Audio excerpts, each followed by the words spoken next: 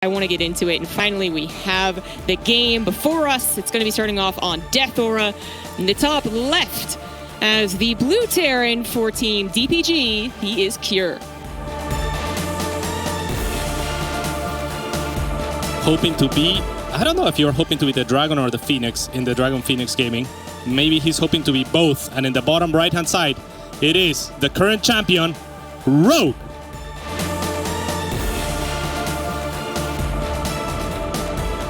Okie dokie. So yeah, nothing out of the ordinary to start. I am super excited for this one. Both players, of course, teammates. So that's gotta play into it as well. They are probably very aware of what each other can do. And I kind of feel like that must favor Rogue to some degree, right? You think so? Yeah. Is he can just off of how tricky he's been in the past, and like he relies more on mind games, I feel like, than Cure.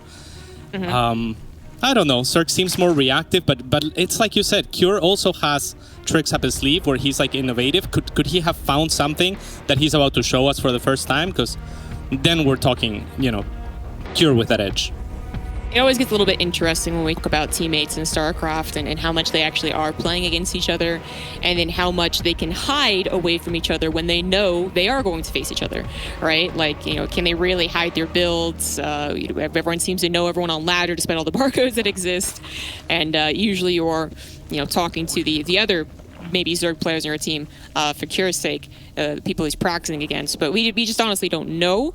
But I think we will be seeing in this best of three who kind of has that understanding of the other person a little bit better.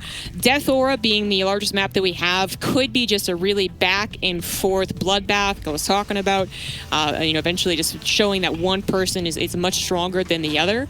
But it is usually the map we expect something like even a split map scenario in a certain way. You know, the Zerg takes the right, the Terran takes the left, or vice versa. And so far we are getting a macro game. No early pools to start things off, but that's not... I mean, that's not really what I'm expecting from Rogue. If Rogue is going to go super aggressive, it's going to be off those three bases. Yeah, I think so as well. Rogue did open with a scout looking for proxy barracks, so that gives us a little bit of insight as far as what he might be expecting from Rogue, maybe if not in this game, throughout the series, or from Cure. But Cure is just opening completely standard for the time being, a very fast CC, and that's unsurprising given the map, as you've been foreshadowing, because the map is a very easy to defend map as far as the first 3 or even 4 bases are concerned. So a very fast third CC to follow. All right, this is something that Cure's been working with for a while now. Very preferable to those fast 3 CCs. Looks like he already grabbed the creep tumor, which doesn't seem like an awfully big deal, but it really does add up. It's really quite annoying for the Zerg player to skip an inject and then also not have the creep tumor after all. Yeah, especially the first creep tumor is just extra annoying because it's the first, you know, allocation of your energy from that queen. So it definitely slows things down more than it would slow things down later on if you sniped one of many creep tumors out there. That was the one creep tumor to do it all. And now these two queens are very occupied with protecting the next one. Yeah, wanting to shoo away that Reaper. I mean, we know that Rogue's not doing anything yet anyways, but that's something that Cure really needs to be paying attention to because he knows how aggressive Rogue can be. And while some people are like, you know, ZVTs aren't that great for all lanes, like Rogue will definitely do it. And Cure is doing something that's very greedy, so he really needs to be paying attention to what his opponent's doing. Not only a third CC, but then into a fusion core, and a battlecruiser takes quite a long time to actually create.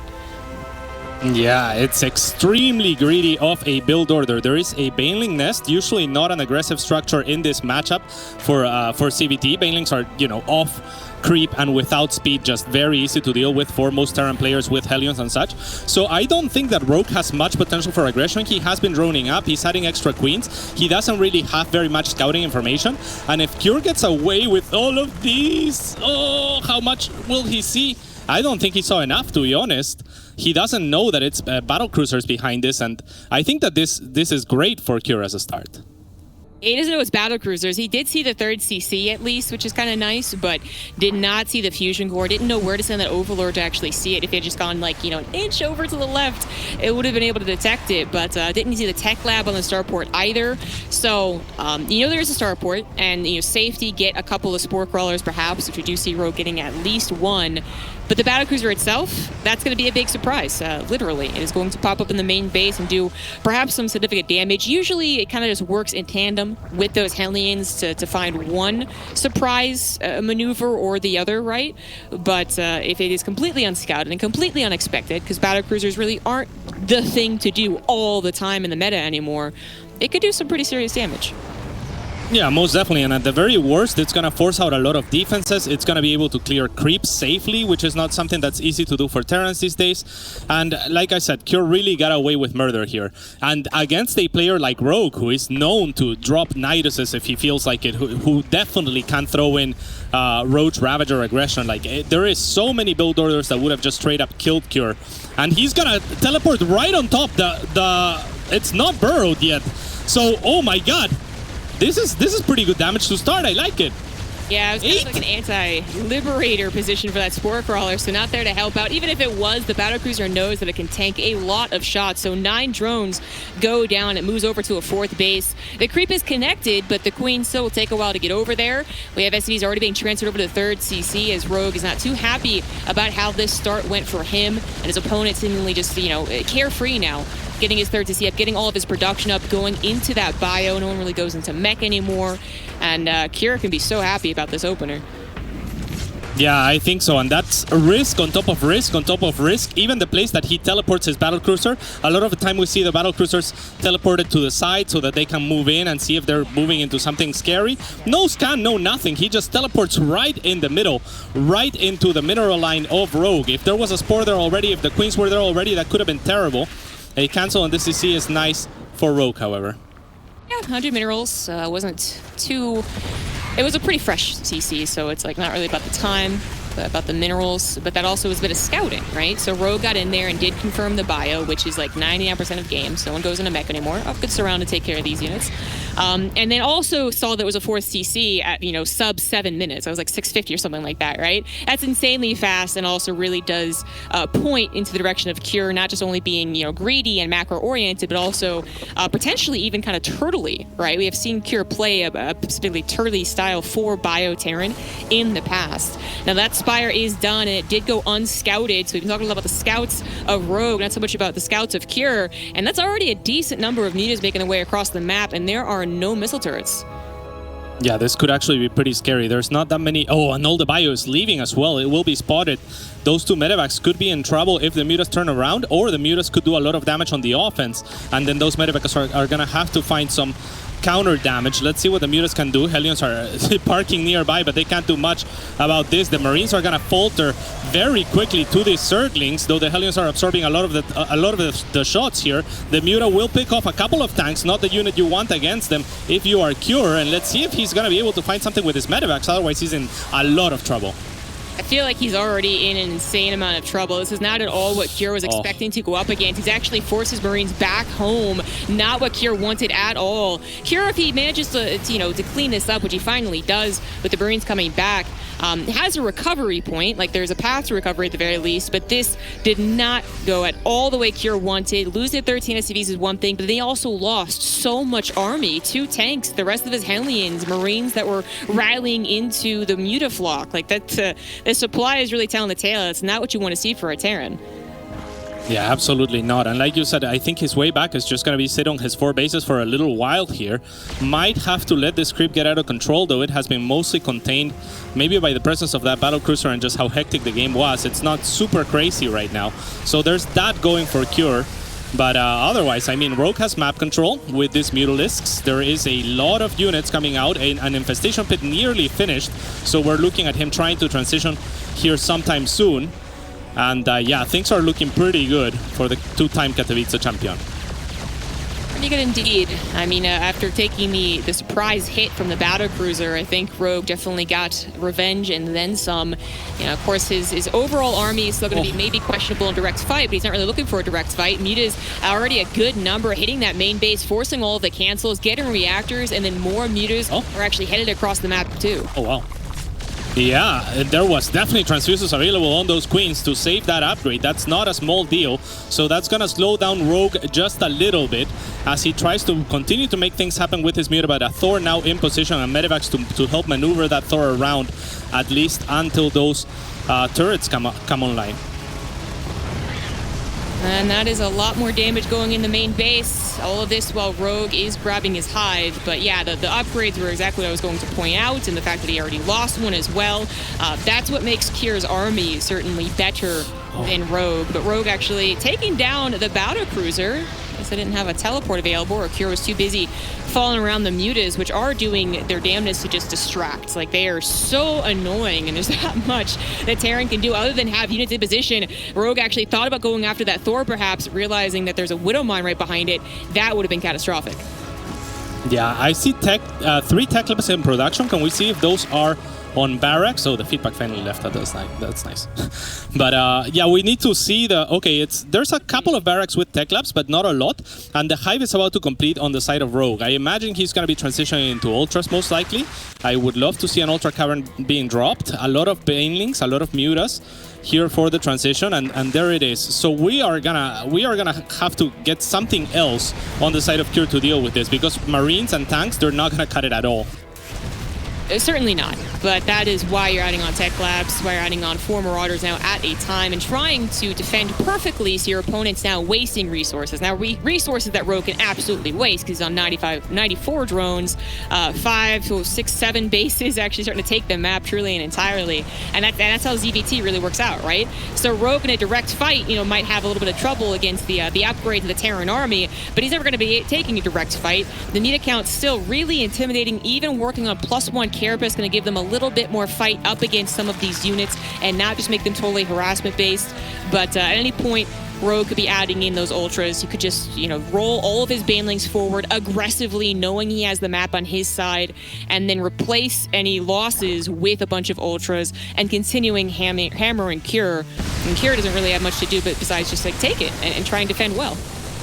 Yeah, that's pretty much all he can do. I mean, he could try to sneak out with some medevacs and try to do some counter damage, but even for that, Rogue is kind of ready, as he already is dropping spine crawlers and spore crawlers in his outer bases in order to deal with that sort of tactic, right? So that he can buy himself time for the army to arrive. The creep spread is now beginning to look really, really good, as it's covering more than halfway of the map, and the mutas are still doing mad work. Ooh, maybe another Thor could have gone down there. That's very dangerous by Rogue there. You can see that he knew about the Widow Mine and was trying to bulk them up to actually kill the Thor, but in bulking them up, also kills the mutas. More banelings rolling on through. I mean, I don't know if it's actually been quite worth it. Oh, the CC goes down. Oh, no, not paying attention to the health of the command center is forced to rebuild that. Oh, that's so rough. I mean, I wasn't looking at the command center either. I just thought that was a huge blunder from Rogue, but Rogue clearly had his sights set on something there other than, just running banelings into a Thor, and it was the command center, and he takes it down. That's gonna do wonders for him as he continues on the aggression, continues to try and trade to keep his opponent on a lower supply while he continues to take the map and all the economic advantages that he could ever dream of. This is looking way too good for Rogue. He caught Kier as Kier was finally feeling bold enough to move out. That was just the best timing possible for Rogue. Kier was starting to move over to his 5th base, was starting to maybe clear up some creep, was entirely out of position, which means that he doesn't just lose access to his 3rd base, but also banelings rolled into the natural, are being cleaned up, sure, but 23 SCVs went down. The replacement 3rd CC had to be canceled or even killed. Kier now down 40 supply, never getting any momentum at all in this game, and now probably feeling desperate to actually get some momentum. Well, as soon as he does that, he's going to be running into a bunch of ultras, more banelings, and all on creep as well. Yeah, that's exactly what it's been. I mean, Kier tried his best to get the ball rolling, to try to get a snowball from his very greedy opening from the battle cruiser and the damage that did. But this muta switch from the beginning, as soon as it started, Kier was just unprepared, and Rogue has been the one to amass a huge snowball on his side to just continue to keep it going. I don't know what Kier can do from this point on. I don't think he can do anything. I mean, he's got an okay army supply, but we can see Rogue is feeling confident just rolling on in here off of creep with the banelings, with the ultras. The Marauders already all taken out, down to just a handful of Marines trying to kite against an ultra. That's not what you would really want to see. The planetary might hold the 4th, but the 5th is absolutely dead. And with the 5th going down, Kier is also forced to tap out. GG. Rogue takes a game 1 in a super convincing fashion. Yeah, that was demolition. I mean, that was just not even close. And those Mutalisks, I hope that Cure has a better answer. It's not too common that we see that many Mutalisks in this matchup anymore. It was a thing that was kind of like the norm many years ago, but for the longest time, it's been mostly Ling Bane and mostly ground-based armies. And maybe Terran players have kind of let their guard down a little bit as far as Mutas. They are certainly extremely dangerous, as Rogue is showing us here. The timing of Rogue's attack was absolutely perfect as well, right? Like, you know, yes, the mutas being as fast as they were was definitely a surprise, and that's why they did the so much damage. But then on top of that, coming with the Lings at the exact time that Cure had moved out with 16 Marines and 2 medevacs, if those 16 Marines are there, guarding the tank, guarding the building missile turret, you know, helping the Hellions defend, like, I think that's actually okay. He still loses some SCVs probably, and it's still kind of like a weird battle. But he's probably going to live a lot better and be able to actually maybe even hit like a later 2-2 timing, as opposed to being just completely stuck in his own bases waiting to not just get maxed out, but when you're really that far behind momentum-wise as a Terran, you're also waiting for the Zerg to make a mistake, to roll in too many Banelings into a Wood of Mine, and then you can be like, okay, I can finally move out in the map, which, you know, Rogue never did. As soon as we thought Rogue might be over-investing a little bit into those Banelings, the 3rd CC was actually his target, and he kills it. So yeah. Rogue just knew exactly what he was doing. Yeah, absolutely. And Cure is going to have to find some answer. I mean, I think the biggest thing for him in this upcoming game is to find what's going on, really. I'm not sure if maybe the Battlecruiser didn't give him enough information. Was the Lair not in the main? I'm not sure because he really got caught with his pants down. There's no other way to put it. And really, yeah, he needs to find that Spire. He needs to know what's coming. Tanks are obviously the worst thing that you could possibly have if your opponent is going Muta. And like you mentioned, I mean, it was just a little bit of the luck of the draw of not being there with his army consolidated to meet those Muta at the very least. And even then, I was almost hoping for those medevacs to already be across the map, ready to try to do some counter damage and just mitigate the damage of the Muta, because Mutas are not very good at, you know, just killing stuff over and over. If the Thor pops up, if enough units pop out, maybe Cure can defend with whatever's just, you know, with just reinforcements. But anyhow, we are now loaded into the second game. It is going to be Romanticide this time around. And in the top left-hand side, trailing 0-1 for Dragon Phoenix Gaming, it is Cure.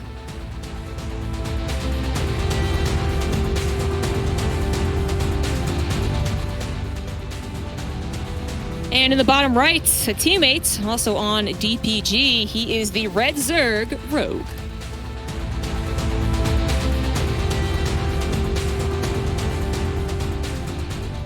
Okay, so let's see. It looks like a 16 hatchery for Rogue, nothing out of the ordinary. And on the other side, just pretty normal, also looking like a Reaper opening most likely from Cure. A very similar setup to the previous map in that you can take 3 bases very easily and that there's ramps leading to your first 3 bases on this map. So also a very defensive, very macro-oriented map.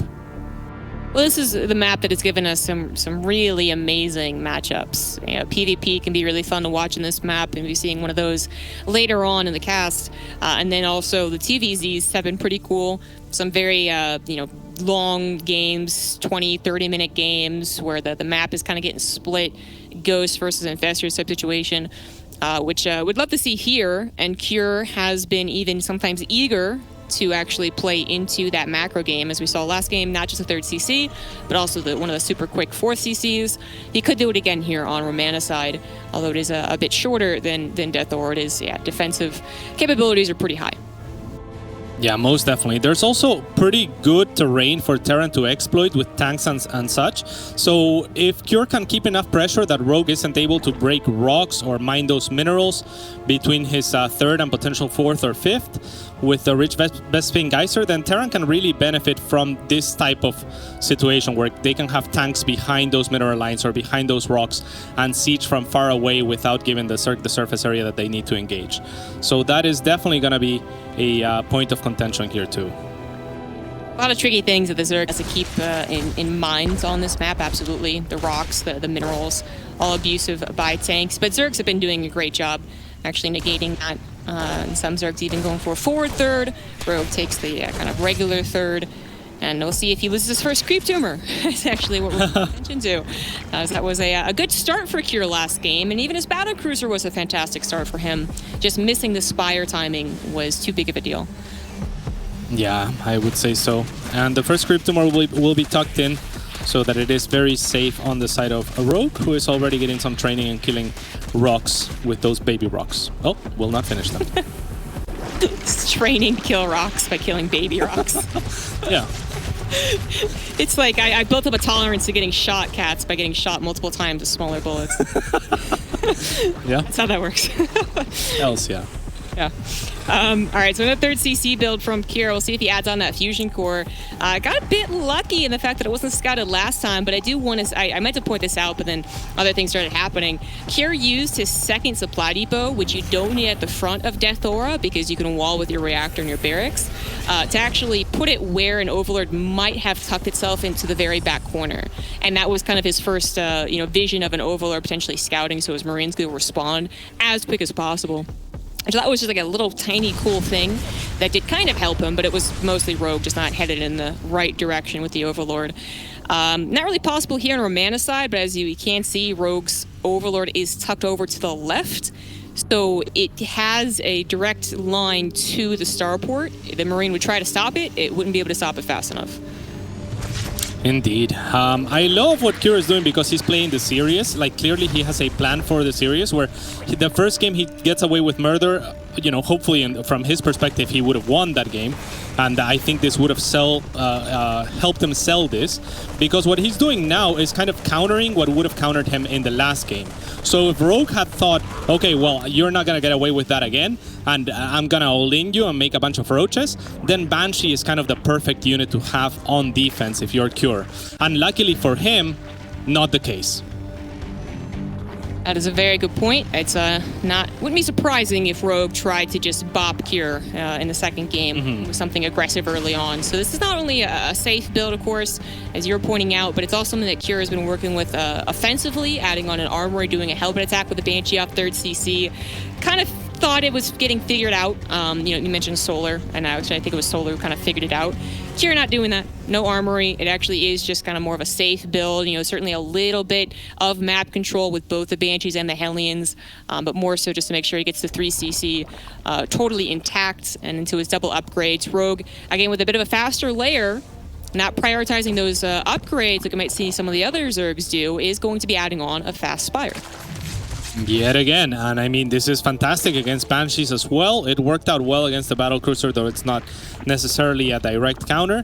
And it would work well against everything that I've been talking about with the tanks and the positions that they can take on this map as well, as they are, tanks are not particularly good against Mutas. So I really like the decision from Rogue. It's a little bit away from the norm, kind of stepping away from the meta into 3 years ago or something like that.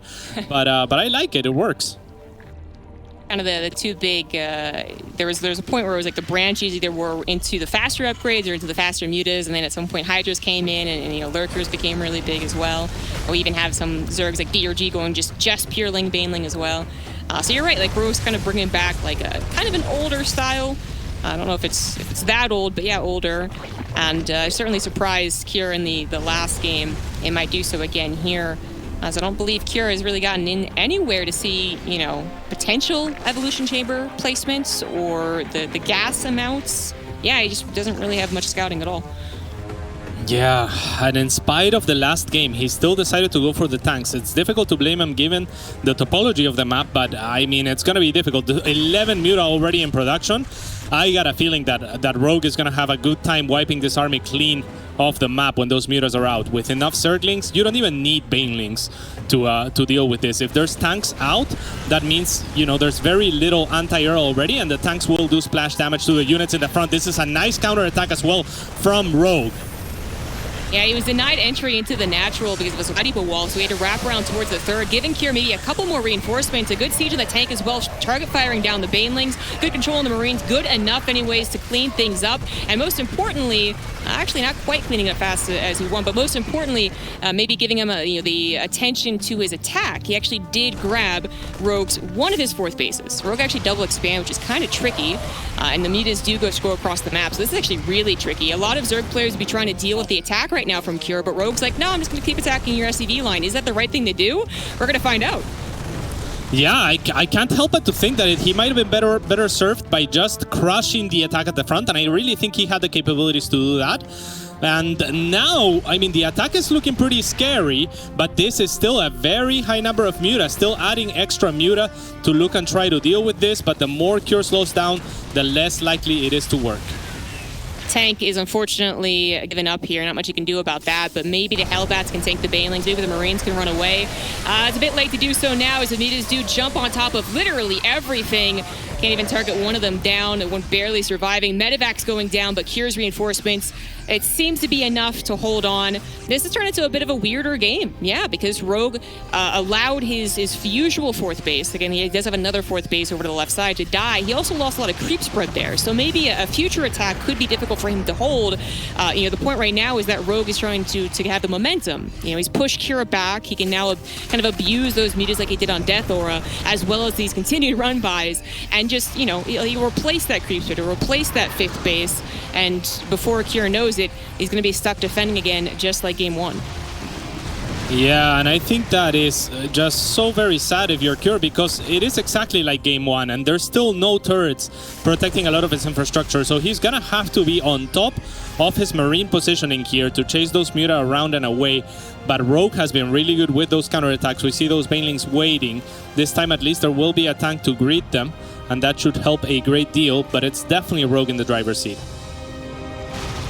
This is the only problem that Rogue has, really, and he's currently on fixing it. Creep finally being respread. He is on his way to Hive as well on 90 drones, 4 going on 5 bases. Rogue is, in the driver's seat. Just needs that creep spread. So Cure, again, on the defense, maybe defends even better than last time, really makes the Banelings look foolish for trying to roll in, and then might have an attack through the middle, but my word, that's a lot of Mutas, and they already have that +1. It really is a ton of Mutas. He is not slowing down on that front. The Hive finally comes up, so we are going to see most likely that Ultra transition. It makes a lot of sense because you're forcing so many Marines, so much anti-air for those Muta, and the Ultras are kind of the counter to everything that you are going to be forcing out. These two Banelings could find good connections, but luckily for Cure, not too many SCVs will go down. The Mutas will get shooed away from the base of Cure, who is going to struggle still to establish a fourth. Cure's doing a really great job having pockets of Marines to defend against the Muta harassment, and the pocket actually helped against that Baneling run-by. But I feel like, Rogue isn't only just sharking around looking for little run-bys. In the future, this is also just intel. He knows that there's a certain number of Marines over to the right side and a certain number of tanks over to the left side, and he can actually use his entire army to attack and maybe find Cure out of position. Now, I said in the future, because Cure on 3 bases on Romana side is pretty much safe from a direct attack, right? But when he starts to reach towards that 4th base, that's when it could be a little bit trickier, and Rogue could try to find him really out of position. Yeah, I think that's when he's going to look to flood him. And I like this forward position for that base. It has also the rich Vespene Geyser, and it will allow him to control things a little bit more from that high ground, especially if he chooses to continue to make those tanks. The tanks on the high ground are extremely strong. So I like the position for Cure for that base, but he is definitely trailing behind. And Muta are deceptively strong in the sense that they cost 2 supplies, sure, but Sir can always make their army more complex simply by morphing Banelings, and it makes them so much more expensive that it kind of negates how bad Mutas are at straight engagements. So yeah, it's a tough position. Like other units in other matchups, you're like, okay, well, that unit is kind of wasted supply. It doesn't really add much to the fight, but for Zerg, you can just make them Banelings. Yeah, and Banelings are always terrifying. Even if they might be behind in those upgrades, they're Their splash makes up for it. 2-2 is about to finish for Rogue, but Cure is already halfway to 3-3. This does seem to be a better game for Cure. He's not nearly as panicked, running around every which direction, losing things over and over again. He's actually saved all of his bases at all times and has gotten maxed out and is also adding on the correct army for him. So that's also, more Marauders, but we may be talking about Liberators and Ghosts later on. But that is later once we moved past the lane baneling Muta phase. So Rogue right now, does have to take some type of trade if he wants to move on in his technology, as he is completely maxed out. But sharking around for a trade here on Romana side, it is difficult to do. I mean, the 4th base does spread the Terran army out a little bit more, but the way that Cure took it, it actually is still pretty quick for him to respond to any given location. Yeah, I really love the mines as well on the side of Cure. I think that's going to help a great deal against Mutiling Bane. It kind of counters every one of those units pretty hard. So that is something to look forward to. I'm not sure that there is enough mines out there. And yeah, both players kind of have that same issue of being completely maxed. A little bit of a Baneling donation here perhaps is just going to find some supply depots. And will supply block Cure technically, but he's not really looking to build anything right now. Oh, the Mutas find the building command centers. That's always nice. Quick cancel on one of them. It's the 3rd building command center, the 4th one actually, so it's not too big of a deal. But things have really pointed towards the late game TVZ. Rogue has taken pretty much the entire map, has fixed his creep spread a while ago. It's not the most impressive, but it's definitely working for him. And Cure's not even doing any drops anyways. Yeah, Cure has tried a couple of times, but then just retreated. I think there was one more medevac that went out and maybe is considering being out there. But look at the number of banelings. Can we actually look at the sheer number of banelings? There's just way too many. I'm glad we brought this up earlier. 69, a perfect number of banelings. Perfect. No more. That is it does go up to more though. It goes up to 78. Now that is a lot of banelings right there, of which 40 of them could go down to a single Widowmine hit, which is a beautiful thought for Terran players out there. A disgusting one for Zergs, but it could happen. That's kind of what Cure would also be hoping for. Because honestly, I looked at that tab. Baneling count's very impressive. Muta count pretty okay, but they do also have upgrades. Oh, not okay anymore. Whoopsie-daisy. Overstaying his welcome a little bit, but trying to go for a distraction. It looks like, is it really working so far? There's all those banelings. They're going to crash into the planetary, but it's... Are they going to get it? No, they're going to get it! They're not going to quite get it! SCVs, please! They get right back on please! It lives 78 banelings, and he doesn't get the planetary. Can we look at the resources lost tab now? Because I got to feel that... Oh, and look at Cure! He managed to get out at the same perfect exact time. So he's going to find himself a base here, and you can see how inefficient these trades have been for Rogue, though his economy has just been brutal. I mean, he was on so many drones, right? I think he was up to 90 at one point, so he has about 7,000 minerals in the bank, about 1,600 in gas. That's plenty to work with, because he's maxed out again, too, so this is just going to increase as he goes on. That is impressive indeed. Muta is going to be finishing up a 2-2 upgrade. Now, their numbers have been cold, but they're still useful enough in taking down some of these medevacs and opening up opportunities. That's what they were trying to do for those banelings. Didn't really work out, though. But here we go. Actually, Rogue coming in with his entire army into the almost entire army of Cure. Is this really going to work out? Backing into a planetary as well. Thor is currently on the front lines, tanking the Marauders. Tanking for the Marauders. They don't see very many, actually, which means the Marauders aren't here to actually take out those Ultras, and the planetary could go down to the Ultras of all things. SCV is desperately trying to repair. Where is the DPS for Cure is the question. It's just pure Marine, and it's not cutting it. Yeah, Ultras have such high armor. Marines just don't do any damage to them. Now more Marauders joining, and you can see how much faster the Ultras fall, in spite of the army being considerably smaller as far as like the size of it is. So Cure will push things back, but yeah, he's gonna have to readjust and have to make some more of those chunkier units. He needs Marauders, he needs Mines, he needs Liberators, he needs that sort of unit composition in order to deal more effectively with the Ultras. I think that Mine is kind of like the catch-all unit. It does okay against Ultras and great against everything else. So, you know, instead of making too many Marines, if you're gonna make too many of anything, maybe Mines. Yeah, maybe that would have been a better choice. I mean, maybe the Marauders were actually stuck somewhere. Maybe he re-rallied his barracks, or he really had just yet to transition, not realizing it was going to be mostly Ultras on the front line. But that could have been so much better if there was actually already 10 Marauders there from the get-go behind those Thors. Would have been so much better. And now we have round number 2. Rogue is feeling so confident about this. Kira is forced to once again take a defensive fight, but this time without a planetary. He has more Marauders, but the Banelings are going to be the real problem. They do crash into most of the army, while the Ultras take out the other half. Mead is still alive, going to jump on top of the planetary, on top of the SCVs, on top of every last reinforcement that Kira has, and Rogue dominating this matchup, a 200 supply to 100. Yeah, he really did a fantastic job, even pulling back the Mutas when he had to there. And once the Thors are gone, once the Marines are gone, they camp back and they kill everything that there is left to kill. So amazing job here by Rogue. I can't imagine Cure will stabilize from a deficit like this, as behind this Rogue is just taking more bases, spreading more creep, making more Banelings, and just looking to close the game out. I really feel like Kira had a composition problem, you know? Like, he actually was getting a couple of good things going. His planetary barely survived against 70 Banelings. He got a base killed while that went on. And then his engagement, although it was off creep for Rogue and kind of slow going, gave Kira time to respond and fan out and whatnot. Just didn't actually have the DPS. And that might just be it. Kira has 140 supplies, going to try and use it against the overwhelming forces of Rogue, but I just don't see it actually holding. No planetary to help out this time. The Ultras even being lazy doesn't matter. Rogue is going to